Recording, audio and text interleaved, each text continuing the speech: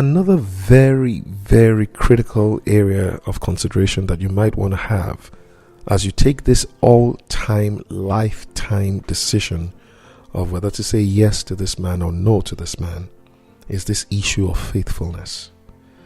By faithfulness, I'm talking about someone who's not adulterous, not promiscuous, someone who's not going to be having sexual relations with anybody else apart from you, his spouse, in marriage. So the almighty question you got to ask yourself is this guy that you're committing your life to going to be faithful to you as a person? Some people believe that if he can't keep his hands off you right now, even before you get married, he's not likely to have the discipline to keep his hands off somebody else later. So, is this man truly a man of character? Remember, character is the real person that you see when no one else is looking. Is he faithful to his boss and his organization? Is he a loyal person? Did you know that unfaithfulness has been identified as one of the leading causes of divorce? In fact, around 30% of the people who break up or get divorced do so because someone in that relationship had been unfaithful, whilst over 75% of the people who marry partners from an affair eventually get divorced. It has been said that if a man cannot be faithful to you during courtship, he's most likely going to be unfaithful to you in marriage.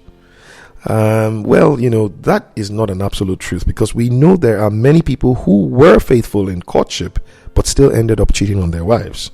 But in recent times, a more disturbing phenomenon is being found to be more common in marriage these days. And that's where many married ladies are actually saying that their husbands don't really touch them or physically connect with them in marriage. And sometimes when you ask, was there a physical connection whilst they were dating, many of them say no, and that at that time they supposed that it was a good sign. So, in a bid to stay away from fornication, many young men are doing what you call self-help these days, aided by this terrible thing called pornography. This is a major issue, especially because young men are now getting much older before taking the decisions to get married. And it's even a dangerous trap that many young men should be wary of. If you notice that there seems to be no physical attraction whatsoever, you need to be careful. What you want is someone who's controlling himself, not somebody who's not even moved by your physical being.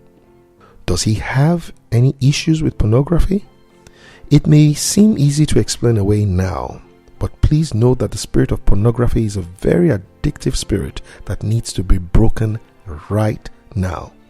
Another aspect of faithfulness is the issue of fidelity, which is about integrity and being able to keep his word and earn trust. In my opinion, trust is the oxygen that relationships breathe. And so you ask yourself, does he keep secrets from you? Can you trust him? Does he break his word and his promises often? Does he show true remorse or even apologize when he fails to meet up with a promise or when his word gets broken? More than friendship, laughter, forgiveness, compatibility, and sex, most couples see trust as the most critical element for a happy marriage. So, think about it. What is the trust element of your relationship? Is it 1. Intolerable, 2. Tolerable, 3. Compatible, or 4. Admirable?